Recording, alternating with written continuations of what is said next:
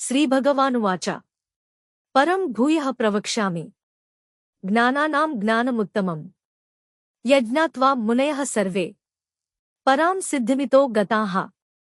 అర్థం: శ్రీకృష్ణుడు అర్జునుడితో ఇలా అన్నాడు, నేను నీకు మళ్లీ అత్యుత్తమమైన జ్ఞానాన్ని వివరిస్తాను. ఈ జ్ఞానాన్ని తెలుసుకున్న మహర్షులు పరమ సిద్ధిని, అంటే అత్యున్నత ఆధ్యాత్మిక స్థితిని పొందారు.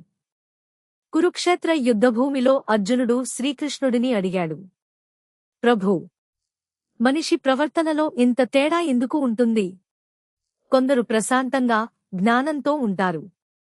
కొందరు ఎప్పుడూ కోరికలు, ఆశలతో పరుగులు తీస్తుంటారు. మరికొందరు సోమరితనం, అజ్ఞానంలో ఉంటారు. దీనికి కారణం ఏమిటి?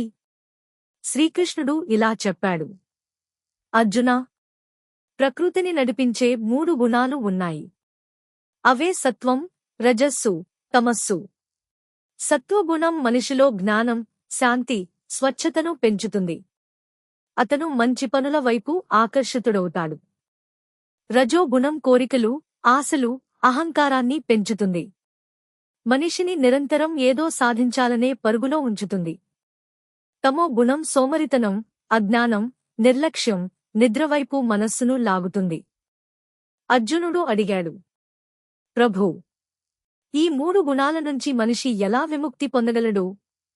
శ్రీకృష్ణుడు చిరునవ్వుతో చెప్పాడు, అర్జునా, ఈ 3 గుణాలు మనిషిని శరీరంతో, కోరికలతో, కర్మలతో బంధిస్తాయి.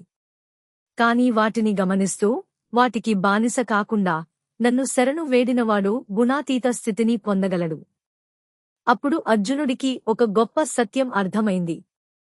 మనలో కోపం వచ్చినప్పుడు నేను కోపమే అనుకోవాల్సిన అవసరం లేదు.